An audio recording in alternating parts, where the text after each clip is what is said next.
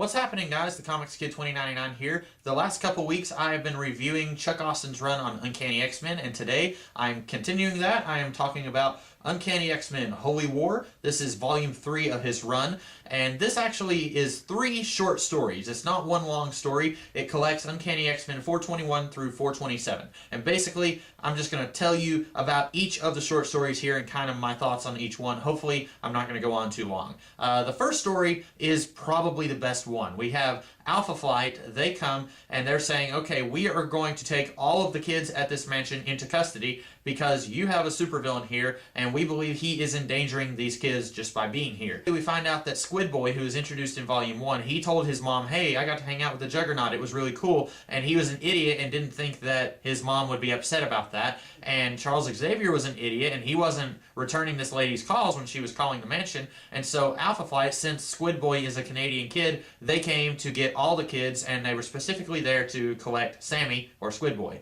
And that's probably the best one, and that should tell you something about the other 2 stories, because this story arguably would be okay, except it's a little too short. It kind of feels really rushed there at the end, because there towards the last 5 pages of the second issue of that story, Charles Xavier's lawyer calls Alpha Flight's lawyer and says, hey, the guy who gave you permission to do all of this, he is actually a funder for the Church of Humanity, which is a church that hunts down mutants and stuff. And he's saying, so if you continue rounding up all these kids, then I'm going to leak that you guys are taking orders from a bigot who is funding an illegal church operation. And that whole thing is basically very illegal. And Alpha Flight doesn't want to be involved in that. So the story ends with Squid Boy going back to live with his mom because his mom doesn't want him living in the school with the Juggernaut.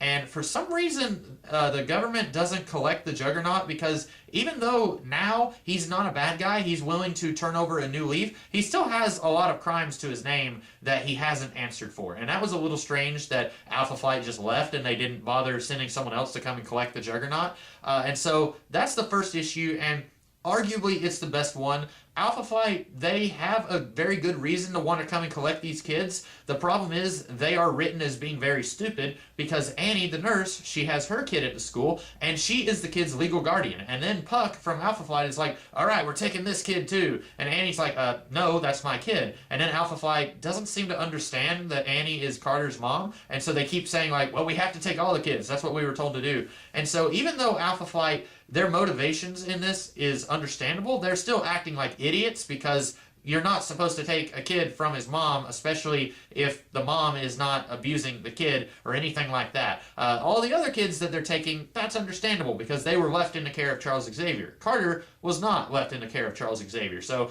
that was a little stupid. The next story is a story where we find out that the Church of Humanity has actually been messing with Nightcrawler's head for a while now. He tells the X-Men that he recently gave up his duties as a priest, and everyone's like, you were a priest? And then he tells them, yeah, you guys were all invited to the ceremony. And it turns out they have been messing with his mind. The Church of Humanity wanted to put a mutant into the position of being the Pope for the Catholic Church. And then they wanted to publicly reveal to the entire world, hey, look, the Pope is secretly a mutant. And they believed that this would make the Catholic Church fall apart, and then the entire world would turn to the Church of Humanity for religious guidance, if you will. And it's a very strange storyline, because we find out that the leader for the Church of Humanity is actually a woman. She was formerly a nun for the Catholic Church, and then a priest raped her, and then he accused her of doing something, so she was kicked out of the church, and then she formed the Church of Humanity. This is a retcon, because the Church of Humanity showed up in Joe Casey's run on Uncanny X-Men, and we saw the leader of the group there, and it was a wrinkly old man, not a woman. So this retcon is all in service of Chuck Austen thinking this would be a really cool idea if we have this woman who wants to destroy the Catholic Church because she's really bitter and she wants to use mutants as a way to do that. The whole idea is extremely weird and stupid. We actually, I poo you not, there is a scene where somebody explodes because he has been eating a certain kind of communion wafer. He explodes, like he turns into ash because he has been eating a treated communion wafer. That's just there. It's really strange. That's part of the Church of Humanity's plan. I'm not really sure how it fits in their plan, but it's part of their plan.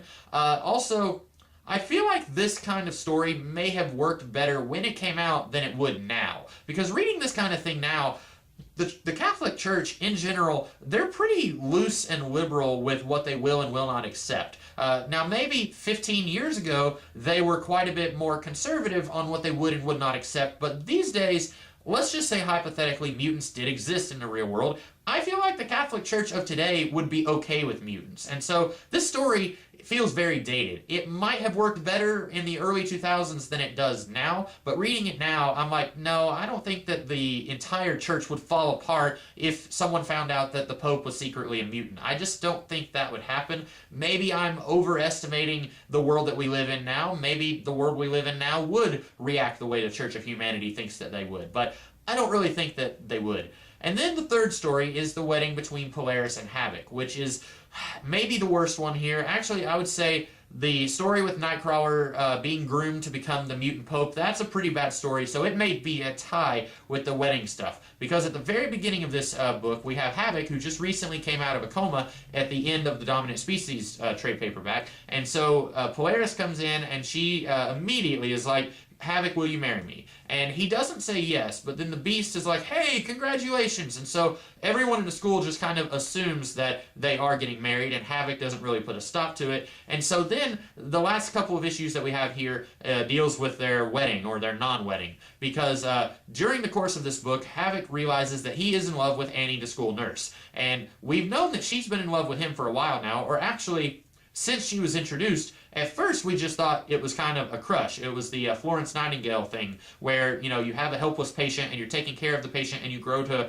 fall in love with the patient. At first, we just kind of thought it was a helpless crush, but we have come to find out that she actually has real adult feelings for this guy who she never knew. He was just in a coma. And we find out the reason why both Alex has feelings for her and why she has feelings for him is because her son Carter is telepathic. And we knew that in the previous volume. He is telepathic, and at night, when they are both asleep, he uses his telepathy to put them in each other's brains so that they can get to know each other. And he was doing that even when Alex was in a coma. So this explains why his mom has all these feelings for this guy who, in theory, she doesn't even know. She hasn't even gotten to know this guy, but she's fallen in love with him. And I'm going to say that is an excuse for really lazy writing.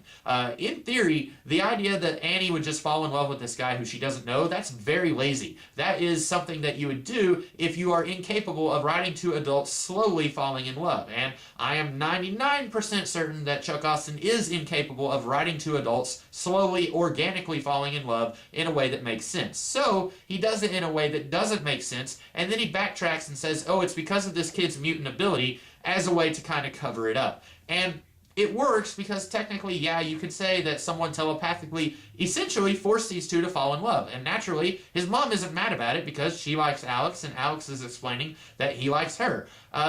It shouldn't happen the way that it's happening. Carter really should be in a lot of trouble. He is essentially imposing his will on these two people. That is very ethically gray. I would even say it's very ethically dark. It's not even a little bit okay. But everyone's acting like, oh, that Carter, he's just matching these two up. They deserve to be together. It's really strange. And now let's talk about Polaris a little bit. Polaris was reintroduced into this team, I guess you could say, around the end of the previous volume. And I don't remember if I mentioned her in my review of the Dominant Species book, but Polaris is insane. And she was actually introduced in one issue of Grant Morrison's New X-Men, and that whole issue felt very much, it really felt out of place in Morrison's entire run. And I'm not sure if Morrison is the one who came up with the idea of Polaris kind of being psychotic and then Chuck Austen ran with it, or if Chuck Austen said, hey, Grant Morrison, could you do me this favor in your run so that I can run with it? I'd have to go back and look at when Chuck Austen's run started and when that issue of New X-Men started, because it seems like that issue of New X-Men would have been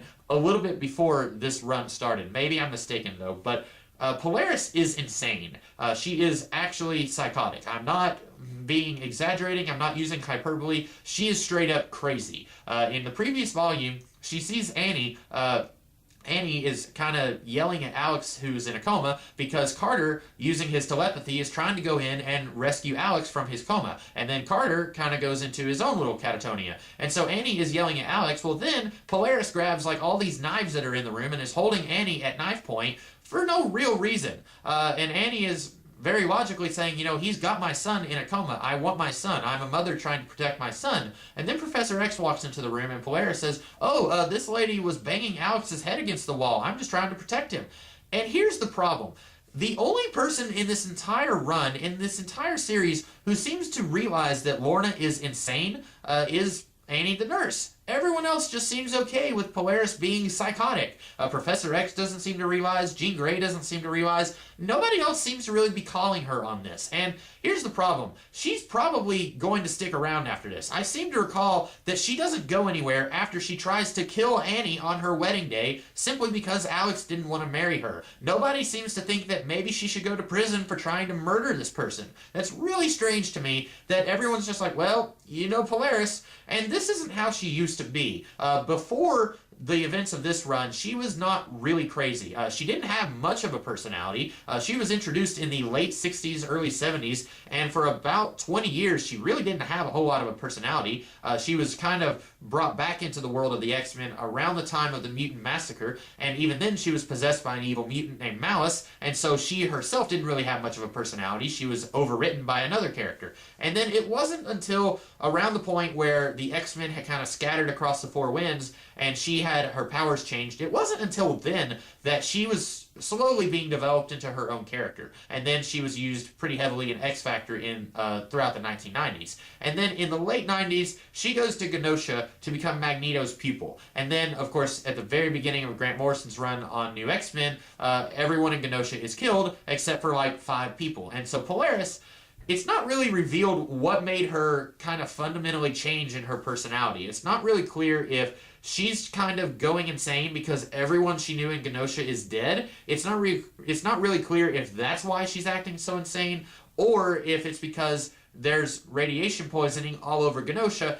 and maybe she's suffering poisoning from that, and her mind is kind of going haywire because of that. One of these things is probably making her insane, or Chuck Austen just doesn't know how to write the character, so he decided she's always been crazy as far as he's concerned, and that's how he's going to write her. All 3 of these stories are not great. The first one, the one with Alpha Flight, is the best one. It's also the least developed and kind of happens and ends before you even know it. I mentioned before that Chuck Austen, he likes to take the superhero action and put it in the background, and he really likes to focus on the relationship drama. And that might be okay if he was good at writing the relationship drama, but he's not. You've got love squares, love pentagons, love all kinds of shapes going on here, and none of these characters are really acting like human beings. All these characters are just acting on their libido, and as a result, they don't really feel like real human beings. They just feel like, and now this character likes this person for this reason. I mentioned Stacy X in this run. Stacy X was introduced in Joe Casey's run, and I said before that she was basically supposed to be the new Wolverine type character. She's a character who is a jerk, very hard-edged, not a soft, cuddly character at all, but deep down, she has a heart of gold and she's willing to help the good guys and she's got your back when you need her. That was kind of her character, very similar to how Wolverine was in the mid-70s. Then Chuck Austen comes on board and it's clear that immediately he doesn't really know what to do with this character. She was set in place to be kind of the new Wolverine, but instead Chuck Austen introduces Juggernaut to kind of be the new Wolverine, doing exactly what Stacy X was there to do. So by this point, he gets rid of Stacy X, and I don't think that you see her again in any of the main X-Men books. There was a miniseries called Vengeance that Joe Casey wrote, and Joe Casey's the guy who created Stacy X, and I believe she showed up there, and that was several years after this run. But here, basically, we find out that Stacy X realized that Angel and Husk have a thing for each other, and she liked Angel, and so she's like, well, since you have a thing for her, I'm not going to stick around. I'm going to leave, but first I'm going to show you this video of me jump roping naked. I'm not making this up, this actually happens. And then this, of course, throws a wrench into Husk and Angel's relationship because Husk comes in and watches Angel watching the video. And then, while they're hugging and they're making up, then Chamber from Generation X, he comes in. And now he's upset with Husk because she's with Angel. And there's all of this relationship drama that's just really stupid. And these characters, they are not acting like human beings. And that's why all of Chuck Austen's run being 80% relationship drama just does not work because the characters aren't acting like characters. They're just acting like vessels for the plot to happen. I will say, this volume feels a little bit more superhero action oriented than the previous volumes do, but it's still not great. There's still way too much of this that's about characters trying to talk about, I want to be with this character, but this character doesn't want to be with me. You have Iceman who's with Annie, you have Annie who's with Havoc, you have Havoc who's with Polaris, and then you've got Iceman who maybe still wants to be with Polaris. There's a lot of that going on here, and none of it is written very well at all. And then you've got the very last issue here, which is another standalone issue, and based on my feelings towards the first volume in Chuck Austin's run, where I said that he seemed to be a little bit better at writing standalone issues than he did longer stories, you would think that I would have liked this issue, but it wasn't very good either, because we find out that Jubilee had feelings for Skin, who was another member of Generation X, and Skin got killed by the Church of Humanity in this volume, and so we're having this really awkward conversation between Husk and Jubilee at Skin's cemetery where he's buried, and then Chuck Austin can't even get the character's name right. He calls him Angelo Torres. His name was Angelo Espinosa, and that just is stupid. Everything in this book is just really bad. The best thing about it was the two-part story where Alpha Flight tries to come and take the kids back, but even that is not great. It's just better than everything else here. I do not recommend this book to anybody. If you happen to see this used in a bookstore somewhere, I highly doubt you would see it in a new comic book store, or new in a comic book store, but if you see it somewhere, I do not recommend that you get it.